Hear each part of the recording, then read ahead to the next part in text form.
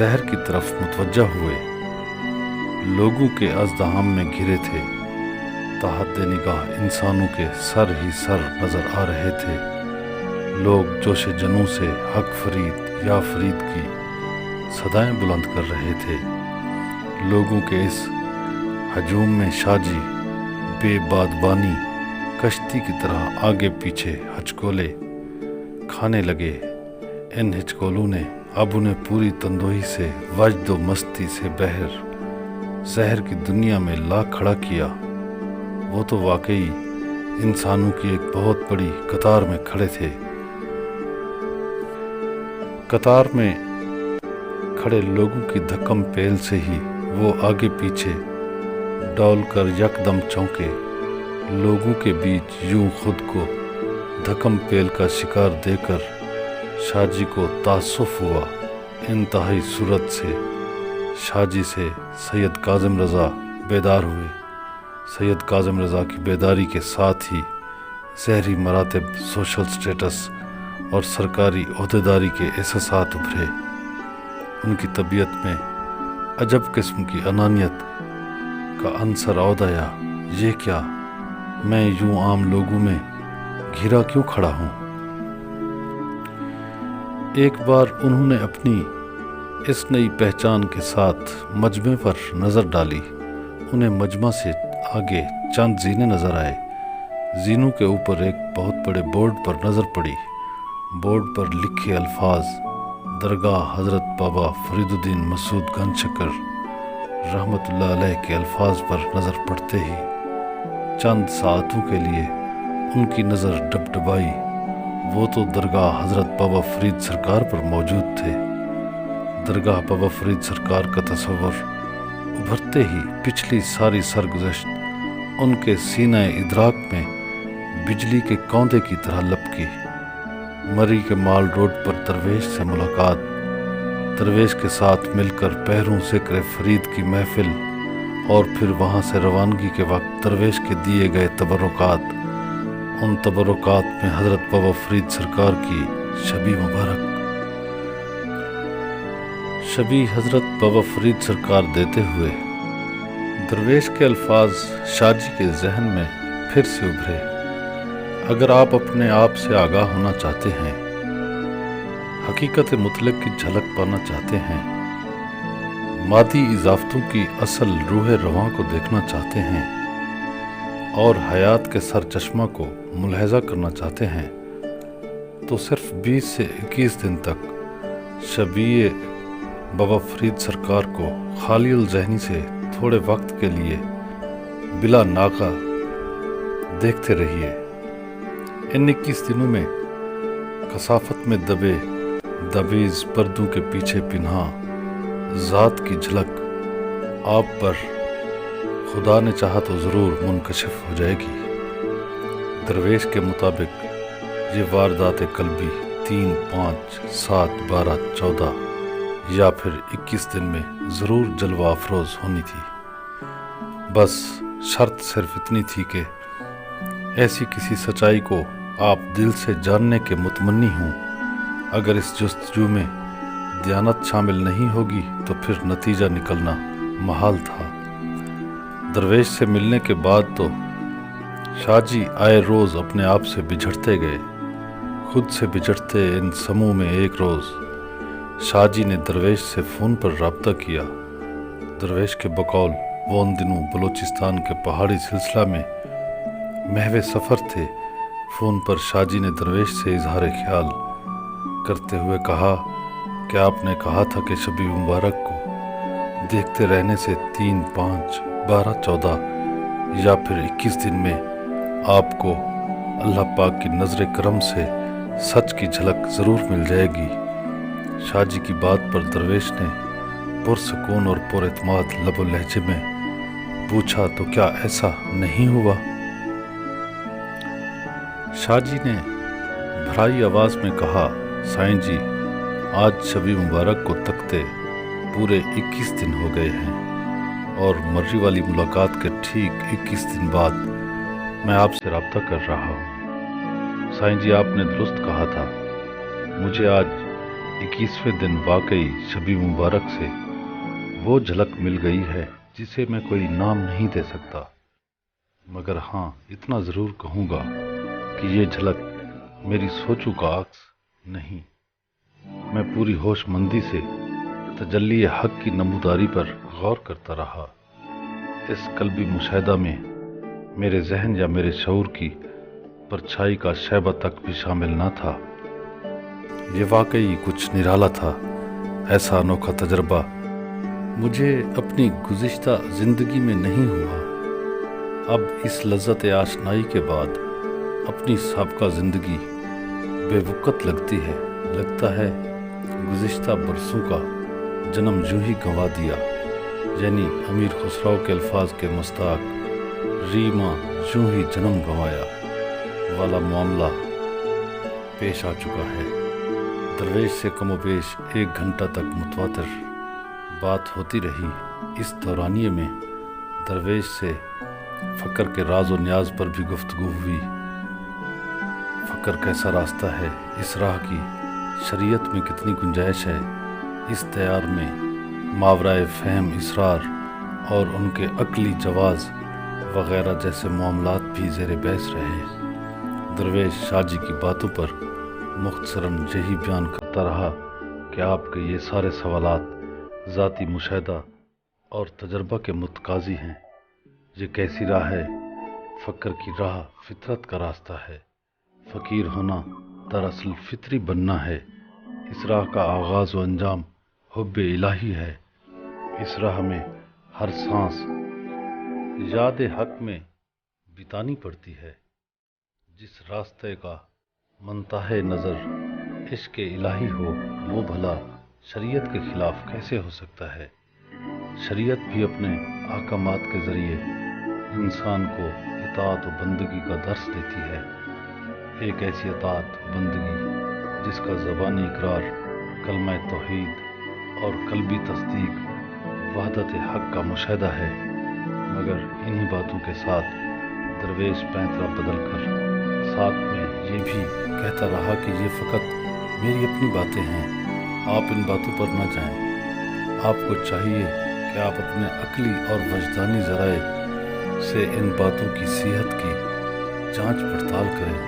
अगर मेरी बातें आपके कल्बी और अक्ली नताइज से मेल खाएं या मिलती जुलती हों तो उन पर दयानतदाराना तदब्बर कीजिएगा, वरना इन्हें फ़कत गुफ्तगू बराए गुफ्तगू ही समझना है। इन बातों से हटकर शाहजी का इसरार तो फ़कत इसी बात पर रहा कि आखिर इस राह के लिए मेरा ही इंतखाब क्यों किया गया। दरवेश ने जवाबन कहा, ये तो मुझे मालूम नहीं, ये तो अल्लाह पाक की और अल्लाह पाक के चाहने वाले बाबा फरीद सरकार की पसंद है। मगर एक बात जो मैं जानता हूँ वो बता देता हूँ। देखें शाहजी, आपका इंतखाब क्यों किया गया, ये तो मालिक का फ़ैसला है। वो जिसे चाहे जिस काम के लिए मुंतखब फरमा ले। कौन है जो उसके अख्तियार पर हर्फ गिरी कर सके? अगर हम ज़हरी तौर पर भी देखें तो ये बात आप भी जानते हैं कि कोहे मरी आप मेरी तरफ बढ़े थे, आप तशरीफ़ लाए थे, बग़ैर किसी तारुफ के आपने बात छेड़ी थी। आप गुफ्तगू पर मुतमन्नी थे, मैं तो चुप ही था। यानी उस मुलाकात में मेरा कोई इरादा शामिल नहीं था। वो कोई तयशुदा अरेंज्ड मुलाकात नहीं थी। उस मुलाकात का एहतमाम किसी और दयार में किया गया हो तो इस पर मैं कुछ नहीं कह सकता, बल्कि मैं तो इतना ही कहूँगा कि आपके जहर के साथ बातिन में भी शायद ऐसे किसी फितरी रास्ते की तलाश की जस्तजू थी। अल्लाह साईं की मोहब्बत का इश्तियाक आपके निहा खानों में मौजूद था। शायद इसीलिए आप इन मौज़ूआत पर गुफ्तगू करते रहे। वैसे मैं आपको एक बात बताऊं, सच को पाते वही हैं जो शहराओं में गली कूचों में फ़कीरों का भेष बदलकर आज़ादाना घूमते फिरते हैं। ऐसी दावत पर कान वही धरते हैं जो इसके इंतज़ार में गली कूचों या घरों में منتظر بیٹھے ہوتے ہیں، ورنہ لوگوں کو اپنی خود ساختہ مصروفیات سے فرصت کہاں ہوتی ہے۔ لوگ تو معمولات کے بندھن میں بندھے اپنی زندگی گزار جاتے ہیں، ان کے پاس تو خود کے لیے بھی وقت نہیں ہوتا۔ مصروفیت اور بس مصروفیت ہی ان کی زندگی کا ماٹو ہوتا ہے۔ ایسے لوگوں کو ایسی کوئی دعوت حق ملے بھی تو ان کے پاس فرصت ہی نہیں ہوتی۔ سچ کو جاننا ان کے لیے ایک غیر ضروری اور غیر فائدہ مند کام ہے، یعنی ایک بے سود کوشش ہے۔ ان کی زندگی سچ کو جانے بنا بڑے فائدے سے گزر رہی ہوتی ہے۔ لوگ علم و آگاہی کی بجائے جہالت اور ذہنی پسماندگی میں مزے سے زندگی گزارنے کے عادی ہو چکے ہوتے ہیں۔ لوگ مذہب بھی اختیار کریں تو گھڑے گھڑے فارمولوں کو اختیار کرنے میں عافیت سمجھتے ہیں۔ تقلید پرستی کے ذریعے وہ اپنی نفسیاتی تشفی کا اہتمام کر لیتے ہیں کہ اور بہت کچھ ہونے کے ساتھ ساتھ اب وہ مذہبی بھی بن جاتے ہیں۔ مذہبی ہونے کی سند انہیں مولویوں سے بڑے سستے داموں مل جاتی ہے۔ مذہب جو علم و عرفان، رواداری، امن و آشتی، پیار محبت، وسعت قلب و نظر کا باعث بنتا ہے، زہر پرستوں کے ساتھ مذہب ایسا کچھ بھی نہیں کر پاتا۔ بس دیگر کاروبار کی طرح کے ایک منافع بخش کاروبار سے آگے نہیں بڑھ پاتا۔ یوں تقلید محض سے انسان روشن خیال، پرامن اور بے لوث بننے کی بجائے بنیا صفت بن جاتا ہے، تنگ نظر اور متشدد رویوں پر اتر آتا ہے۔ یہ تو متجسس، متشکک اور مہم جو افراد ہی وہ انمول لوگ ہیں جو پیار محبت اور پیام حق کی ایسی دعوت پر کان دھر کر اپنی جعلی مصروفیات کو ایک طرف رکھ کر دیانتدارانہ یکسوئی سے تلاش حق کی جستجو میں لگ جاتے ہیں۔ پھر درویش نے مختصر سی ایک حکایت سنائی۔ اللہ پاک کی ایک برگزیدہ ہستی نے ایک روحانی ضیافت کا اہتمام کیا۔ اس ضیافت سے فیض یابی کے لیے 4 لوگوں کو منتخب کیا گیا۔ پھر اپنے ایک چاہنے والے کے ذریعے پہلے آدمی کو دعوت نامہ بھیجا۔ اس آدمی نے معذرت خواہانہ انداز میں کہا، میں آج تو ایک کاروباری نشست میں مدعو ہوں، پھر کسی روز آؤں گا۔ بزرگ کا پیغام دوسرے آدمی کے پاس گیا اور اسے ضیافت کی دعوت دی۔ وہ بھی آگے سے مصروف ہی تھا۔ یوں ایک ایک کر کے وہ 4 اشخاص کے پاس گیا، مگر کسی کو بھی اپنی مصروفیت سے فرصت نہ تھی۔ یوں وہ آدمی تن تنہا واپس بزرگ کے پاس آیا اور انہیں 4 لوگوں کی عدم دستیابی کا ماجرا سنایا۔ تب بزرگ نے کہا، اب تم ایسا کرو، بہر چوراہے میں چلے جاؤ، جو تمہیں غیر مصروف لگے اسے بلا لاؤ۔ وہ آدمی جھٹ گیا اور پٹ واپس آ گیا۔ اسے شہرا پر بے مقصد گھومتے پھرتے 4 آدمی آسانی سے مل گئے۔ وہ تو شاید پہلے ہی ایسی کسی ضیافت کی راہیں دیکھ رہے تھے۔ انہیں اپنی کوئی بھی مصروفیت ترک نہ کرنی پڑی۔ وہ آئے اور اس روحانی ضیافت سے آن کی آن میں فیض یاب ہو کر حق شناس بن گئے۔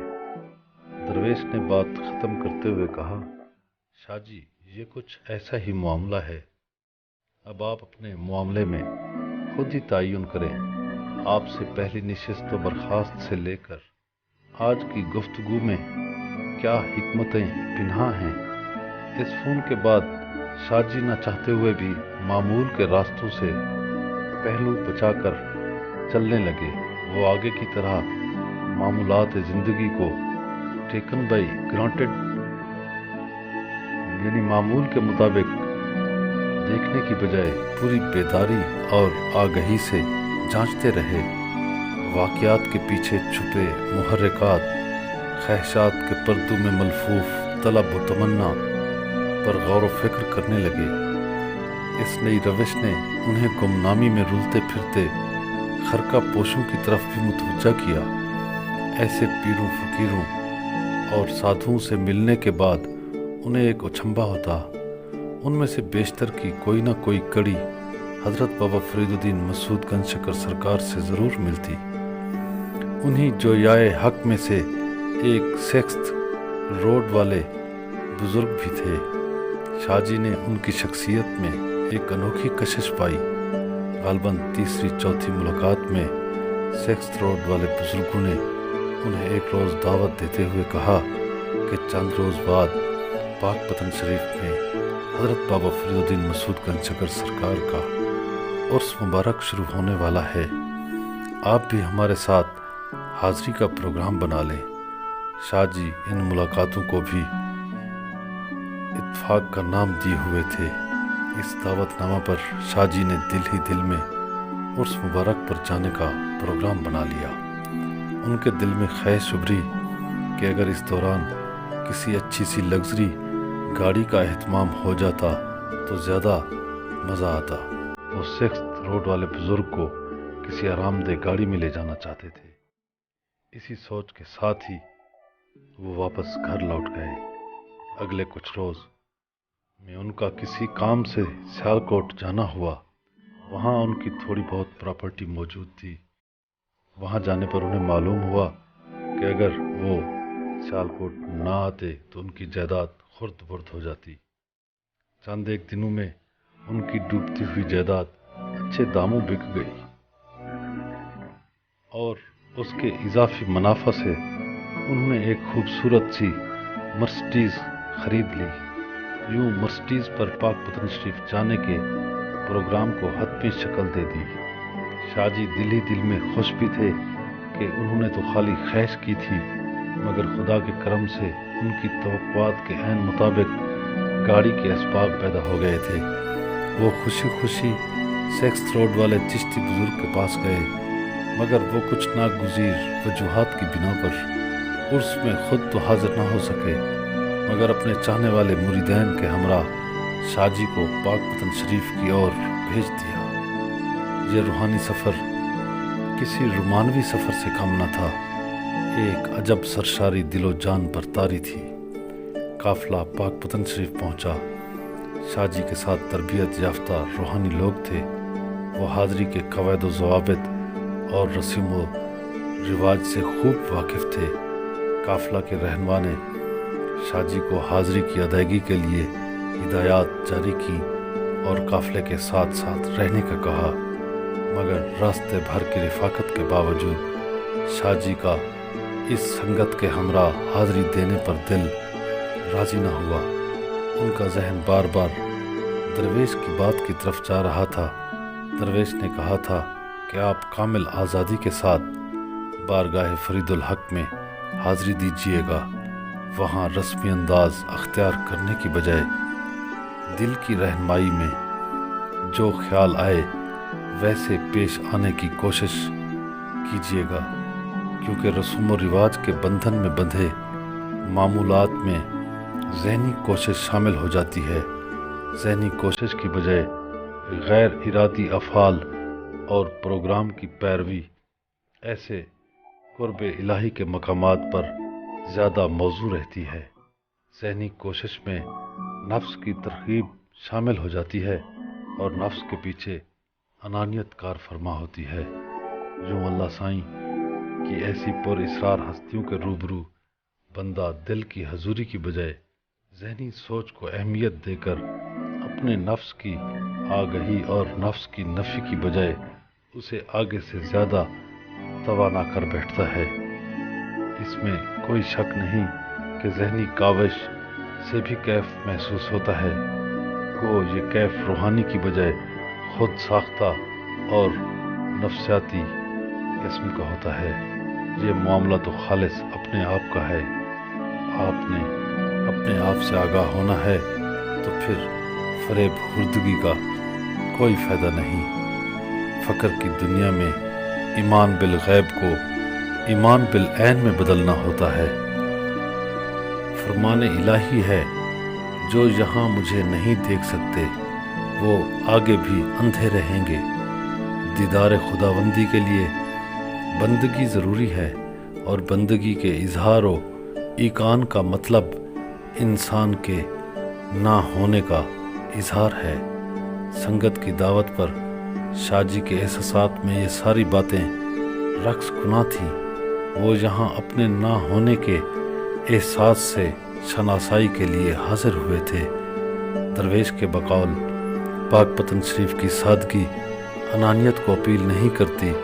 اگر کوئی نیک نیتی سے وہاں کی سادگی سے جڑ جائے تو وہ بھی سادگی کے پیکر میں ڈھل کر بے انائی، ایگو لیسنس کا تجربہ کر سکتا ہے، اپنے نہ ہونے کا مشاہدہ کر سکتا ہے۔ اب شاہ جی کی یہاں بارگاہ فرید الحق میں حاضری کا مقصد حضوری قلب تھا۔ وہ سادگی اور بے انائی کی واردات کا ادراک چاہتے تھے۔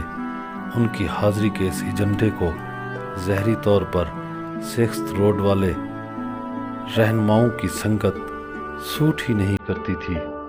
انہوں نے انتہائی غیر محسوس انداز میں سنگت سے رخصت لی اور پھر شہر فرید میں حاضر ہونے سے قبل اپنے ایک دوست کو اپنی آمد سے آگاہ کیا۔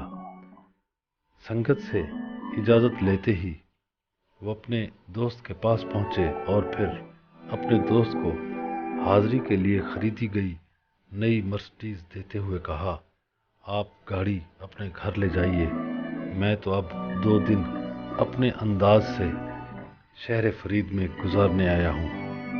دوست کے بے حد اصرار کے باوجود بھی شاہ جی اجازت لے کر نہر کے پل پر سواریوں سے لدے ایک چنگچی رکشے میں جا بیٹھے۔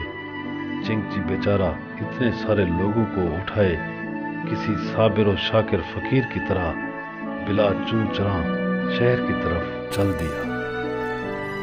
رکشے سے دور کھڑے شاہ جی کے دوست حیرت و سراسیمگی سے شاہ جی کو رکشے میں دھسا ہوا بیٹھا دیکھتے رہ گئے۔ ان کے دل میں شاہ جی کے لیے عجب ہمدردانہ احساسات سوز و گداز کی صورت میں ابھرے۔ شاہ جی صرف اپنے رکشے میں بیٹھنے سے ہی اپنے دوست کے دل میں سوز و گداز کی سی کیفیت ابھار گئے۔ یہی سوز و گداز ہی تو راہ فقر کے آغاز کا پیش خیمہ سمجھا جاتا ہے۔ سادگی اور بے انائی کی بات پر شاہ جی کا ماتھا ٹھنکا۔ ایک لمحے کے لیے انہوں نے پھر سے ہچکولے کھاتے اپنے جسم کو دیکھا۔ لوگوں کے جمع غفیر پر نظر دوڑائی۔ ان کے پردہ سماعت سے حق فرید کی صدا ٹکرائی۔ کچھ دیر پہلے والے انانیت بھرے احساسات ذرا تھمے۔ وہ حق فرید کی صدا پر متوجہ ہوئے۔ یہ حق فرید کیا ہے؟ وہ خود ہی بابا صاحب کے بہشتی دروازے کی قطار میں آن کھڑے تھے۔ وہ ایک عام زائر کی طرح اس جوش و ولولہ سے بامانی حظ اٹھانا چاہتے تھے۔ یوں اپنی شناخت کو بھیڑ میں گم ہوتا دیکھا تو ان کی فکر فوراً اس موقع کو فراہم کرنے والی ہستی بابا فرید الدین سرکار کی جانب متوجہ ہوئی اور پھر فرید سے حق فرید کی طرف غور و فکر شروع کر دیا۔ ان کا جسم لوگوں کی دھکم پیل میں ہچکولے کھا رہا تھا اور اندر والی ہستی ایک ہی نقطے پر ٹکی تھی۔ وہ پوری یکسوئی سے حق فرید کے معنی و مفہوم کی رمز کشائی میں منہمک تھے۔ پہلے پہل تو حق ابھرا۔ حق کیا تھا؟ ذات الہ کا کامل اظہار حق تھا۔ موجودات کے ذرے ذرے سے وہ حق حویدہ تھا، ظاہر تھا، جلوہ نما تھا، بلکہ یہ موجودات بھی حق ہی کا ایک تعین شمار کیے جاتے ہیں۔ مگر حق کا تو تعین ممکن ہی نہیں۔ حق تو لا تعین ہے، بغیر کسی تعین کے موجود ہے۔ اگر حق کا تعین نہیں تو پھر موجودات کا بھی کوئی وجود نہیں۔ صفات کی صورت میں نظر آنے والی یہ کائنات کا بھی کوئی تعین نہیں، بلکہ یہ بھی بے حد و بے کراں حق ہی کا اظہار ہے۔ حق کو تعینات اور تجسیم کے روپ میں دیکھنے والے ناظرین کے لیے یہ تعینات ہوں گے، مگر جن کیمیا گروں نے اس کائنات میں اشیاء کی حقیقت کا فہم حاصل کیا، انہوں نے زمین و آسمان میں ایک ذات حق کے سوا اور کچھ نہ دیکھا۔ وہ بغیر تعینات حق سے مربوط ہو گئے، حق سے جڑ گئے، اپنی جز کو محیط سے، کل سے جوڑ لیا، شخصی شعور کو شعور ربانی میں سمو دیا، حق کی چاہت میں اپنی چاہت گم کرنے سے، وہمی تعین سے ماورا ہو کر حق سے لگ گئے، جیسا کہ خود فرید فرد کا اشلوک ہے کہ پیارے اللہ لگے، جیسے ہوا ہوا سے لگتی ہے، خوشبو خوشبو میں مدغم ہوتی ہے، ایک بوند سمندر کے بے کراں پانی میں اپنا آپ گم کر دیتی ہے۔ پیارے اللہ سے ایسے لگتے ہیں۔ انہی اللہ کے پیاروں کے متعلق حق تعالیٰ خود فرماتا ہے کہ میں ان کی زبان، ہاتھ، پاؤں اور جسم و جان بن جاتا ہوں۔ من و تو کی تقسیم بیچ میں سے جب اٹھ جاتی ہے تو پھر ایسی حق پرست ہستی کے ساتھ حق ایک لازمے کے طور پر ظاہر ہوتا ہے۔ ان کی اپنی انفرادی پہچان حق سے شروع ہوتی ہے اور حق ہی پر ختم ہو جاتی ہے۔ شاہ جی کے سامنے اس امر کی اجلی ترین مثال ابھی اسی نعرہ کی صورت میں ابھری تھی۔ وہ صدا ایک بار پھر بلند ہوئی، حق فرید یا فرید۔ حق فرید کے اس نئے فلک شگاف نعرہ پر شاہ جی کے من سے بے ساختہ نعرہ مستانہ بلند ہوا، حق فرید یا فرید یا فرید الحق۔ اپنی فکر آرائی کا جواب بھی ان کے من سے خود بخود ابھرا، یعنی اول بھی حق اور آخر میں بھی حق اور بیچ میں پوری کائنات اور فرید، یعنی فرید مرکزیت کا مقام ہے۔ اپنے جواب پر شاہ جی خود ہی حیران تھے۔ اول آخر حق اور سچ ہے اور بیچ میں یہ کائنات اور اس کائنات میں موجود اللہ کی محبوب ہستیاں اور ان میں بابا فرید الدین مسعود گنج شکر۔ خیال پھر سینہ ادراک پر بجلی کے کوندے کی طرح لپکا۔ فرید ایک کردار ہے اور فریدیت فرید کا جوہر ہے، تو گویا فریدیت مرکزیت ہے، سینٹریلٹی ہے۔ اب شاہ جی اس بات سے تو بخوبی آگاہ ہو چکے تھے، کامل سچائی بیچ میں اور مرکز میں ہوتی ہے، کیونکہ مرکزیت میں آغاز و انتہا کے سرے ملے ہوتے ہیں، یعنی فریدیت مادہ سے ماورائیت ہے، فریدیت ہی تو رومانویت ہے۔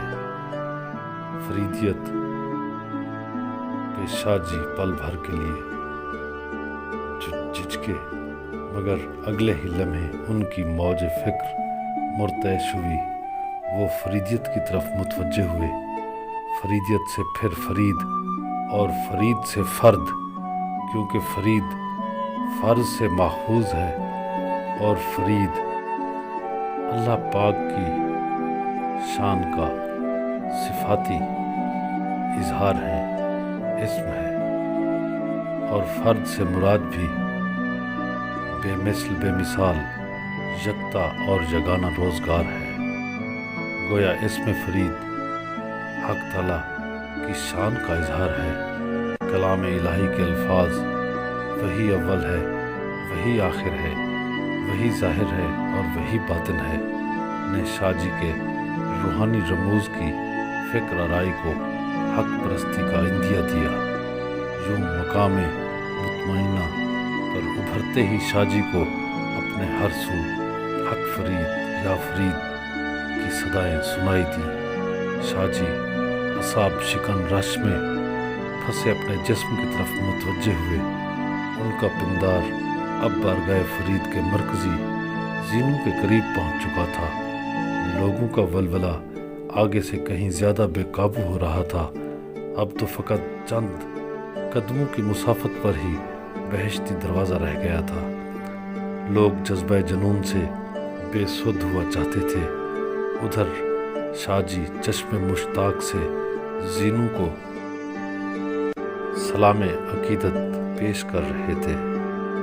بارگاہ فرید پاک کے زینو کے سامنے شاہ جی آگے بڑھنے میں مشق آزما تھے۔ اس مقام تک پہنچتے پہنچتے انہیں کم و بیش 5 سے 6 گھنٹے ہو چلے تھے۔ ان اوقات کار میں ان کا اپنا آپ بھی ان سے بچھڑ گیا تھا۔ یہ ذات کی نفی تھی، معدومیت تھی، اور یہ ذات کی نفی کا ایک واقعی نرالا کھیل تھا۔ اگر بہشتی دروازے سے گزرنے کو یوں ذات کی نفی کرنے کی ایک فن کے طور پر برتا جاتا تو واقعی قطار میں کھڑے لوگ یہی چند گھنٹے ضرور اپنی انا کی نفی میں گزار سکتے تھے، اور پھر انا کے بغیر اپنی اندرونی ہستی کا مشاہدہ کر سکتے تھے۔ انا کے بغیر تو ایک ہی گھڑی معرفت الہ کا پیش خیمہ بن جاتی ہے۔ یہاں تو لوگوں کو کئی گھنٹے گمنامی اور بے انائی ایگو لیسنس میں گزارنے کو مل رہے تھے۔ شاید بہشتی دروازہ معرفت الہی کا زینہ تھا۔ انا کے بغیر ذات خود ہی شاہد اور خود ہی مشہود بن جاتی ہے، یعنی اپنا مشاہدہ خود کرنے کا موقع میسر آ سکتا تھا۔ اب نہ جانے قطار میں ایک دوسرے سے پیوست افراد اپنی اس ریاضت اور مشقت کو خود آگاہی کے لیے برت رہے تھے یا پھر اس خوبصورت موقع کو بھی ذہنی مشق بنائے ہوئے تھے۔ بات اگر گمنامی یعنی نام کے گم ہونے اور غیب ہونے کی تھی تو پھر یہاں گمنامی کے وافر مواقع دستیاب تھے۔ عاشق سوختہ قلب امیر خسرو کے بقول جو ابھرا سو ڈوب گیا، جو ڈوبا سو پار۔ کسی کے نصیب میں ابھر کر ڈوبنا ہوتا ہے اور کوئی ڈوب کر ابھر آتا ہے۔ بس فرق صرف اتنا تھا کہ جو ابھر کر بھی ڈوب جاتے ہیں ان کی ایک منزل اور بڑھ جاتی ہے، ان کی مسافت طویل ہو جاتی ہے، کیونکہ ابھرنے والے بھی غیر ارادی اور لاشعوری طور پر اپنے آپ سے چھٹکارے کے لیے ابھرتے ہیں، مگر یہ ابھرنا انہیں پھر ڈبو دیتا ہے۔ مگر ابھر کر ڈوبنے کے بعد بھی بالآخر انہیں ابھرنا ہی تھا۔ مگر دوسری جانب جو پہلے قدم پر ابھرنے کی بجائے ڈوبنے کو ترجیح دیتے ہیں ان کی منزل آسان اور راستہ مختصر ہو جاتا ہے۔ ان کے لیے منزل فقط ایک گام ایک قدم پر ہوتی ہے۔ قدم اٹھتا ہے اور وہی اٹھا ہوا قدم نیچے لگنے سے پہلے منزل پا لیتا ہے، کیونکہ قدم نیچے لگتے ہی انہوں نے ڈوب جانا ہے، غیب اور معدوم ہو جانا ہے، اور اس معدومیت اور غیبیت ڈس اپیئرنس کے بعد جب وہ ابھرتے ہیں تو وہ کچھ اور ہوتے ہیں۔ وہ نہیں ہوتے جو ڈوبا تھا، ڈوبنے والا کوئی اور، ابھرنے والا کوئی اور۔ اب ابھرنے والا بے انا ایگو لیس ہوتا ہے، اور جو شے بے انا ہو جاتی ہے وہ کیا ہوتی ہے؟ وہ کیا ہو جانا روحانی طور پر ایک سچ مطلق ہے، مگر ظاہری طور پر یہ ایک معتوب سچائی ہے۔ اس سچائی کے عتاب زدہ کردار منصور حلاج اور صوفی سرمد کی صورت میں مثالیں موجود ہیں۔ شاہ جی خود سے بچھڑ کر فقر کے راز و نیاز کی ان وادیوں میں سرگرداں رہے۔ انہیں اپنا ہوش نہ رہا، وہ ہوش سے بیگانہ تھے۔ اسی بیگانگی کی حالت میں پھر نعرہ فرید کی صداؤں نے انہیں چونکایا۔ وہ حواس کی دنیا میں لوٹے۔ لوگوں کی کھینچا تانی میں انہوں نے خود کو بری طرح الجھے دیکھا۔ اب انہیں لگا کہ شاید وہ بہشتی دروازہ نہیں گزر سکیں گے۔ لوگوں کا یہ رش انہیں شاید اس بار بہشتی دروازے سے گزرنے کی سعادت نصیب نہیں ہونے دے گا۔ وہ ابھی اسی سود و ضیاع میں مصروف تھے کہ اس رش سے دور کھڑے ایک درویش نے انہیں رش سے نکل کر اپنی طرف آنے کا اشارہ کیا۔ شاہ جی بلا تردد قطار کو چھوڑ کر رش سے باہر نکلے۔ وہ جو ہی اشارہ کناں درویش والی جگہ پر پہنچے، درویش کو وہاں سے غائب پایا۔ وہ ابھی شش و پنج میں مبتلا تھے کہ اب کیا کیا جائے۔ شاید دوبارہ قطار میں لوٹ جانا چاہیے، مگر وہ بھی کسی فیصلے پر نہیں پہنچے تھے کہ جوتی سٹینڈ والے لڑکے نے ان کے جوتے انہیں دیے اور رش سے ذرا ایک طرف ایک کرسی پیش کر دی۔ شاہ جی کسی معمول کی طرح چپ چاپ کرسی پر بیٹھ گئے۔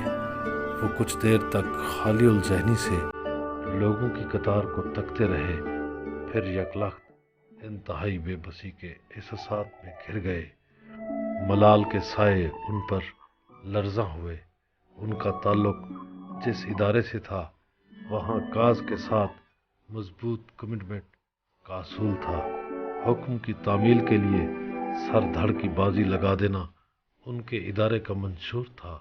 وہ سالہ سال اسی مزاج پر کار بند رہے، پر اچانک آج ان کی کمٹمنٹ کو کیا ہوا؟ اتنی ساری مسافت کے بعد وہ منزل کے قریب پہنچ کر قطار سے یوں الگ ہو کر کیوں بیٹھے تھے؟ وہ چاہتے ہوئے بھی دوبارہ قطار میں نہ جا پائے۔ اس کرنے اور نہ کرنے کی کیفیت میں گرفتار پوری طرح بے بس ہو گئے۔ انہیں کچھ بھی تو دکھائی نہیں دے رہا تھا، بس ایک کم میگی، بے بسی، لاشے، نتھنگنیس کا احساس ان پر غالب رہا۔ پھر بیٹھے بیٹھے انہیں خیال آیا کہ شاید میرے اندر ابھی کوئی بڑی کمی ہے جو مجھے یوں بہشتی دروازے کے قریب پہنچنے پر بھی اس میں سے نہ گزرنے دیا گیا، جویائے حق کی قطار میں سے الگ کر دیا گیا۔ ان کی سابقہ زندگی میں یوں آج تک اپنے متعلق کم میگی کے احساسات پیدا نہ ہوئے تھے۔ خود کو یوں بے بس سمجھنا الگ سے ایک مسئلہ، ایک ڈلیما تھا۔ اس بے بسی کی تفہیم بھی ایک معمہ تھی۔ بے بسی کے انہی احساسات نے انہیں ایسا لگا کہ جیسے وہ کچھ بھی نہیں، ان کی حیثیت صفر سے بھی کہیں نیچے ہے۔ اپنے کچھ نہ ہونے کا یہ خیال ان کے دل سے اٹھا۔ اسی خیال کے آتے ہی وہ خود کو ہلکا پھلکا بلکہ ایک بے وزن شے کی مانند لگے۔ بات بھی شاید اس وزن کی تھی۔ اس انا کے وزن کے ہٹنے سے وہ قلب و جاں میں ایک دل پذیر سوز و گداز محسوس کرنے لگے۔ سوز و گداز ان کے ویٹ لیس بدن کو ہوا کے لطیف جھونکوں میں ڈھالنے لگا۔ ہوا کے یہ لطیف جھونکے لطیف بادلوں میں بدلے۔ شاہ جی ان بادلوں کی لطافت میں ڈھلے، پھر سے اپنے آپ میں لوٹنے کے لیے کوشاں ہوئے، مگر باد نسیم کو وہ پھر سے کیسے خود ایک مقام پر جمع کر کے اپنے بدن کی خود ہی پیکر تراشی کرتے۔ پیکر تراشی کی اس کاوش کے لیے کوشش کار کا یعنی ان کا اپنا ہونا لازمی تھا، مگر وہ تو تھے ہی نہیں۔ لطافت کا پھر سے تجسیم میں جسم میں ڈھلنا اور انسان کا روپ دھارنا، انسان پر سید کاظم رضا شاہ کی پہچان کا لیبل چسپاں ہونا فخر کا ایک کھیل تھا، مگر اس کھیل سے آشنا ہی یہ کھیل کھیل سکتے ہیں۔ یہ بازیگری تھی، اس کے لیے بازیگر بننا تھا۔ بازیگری کا یہ کھیل پھر نہ جانے کتنے لمبے سمے تک جاری رہا، خدا کے سوا کسے کیا معلوم۔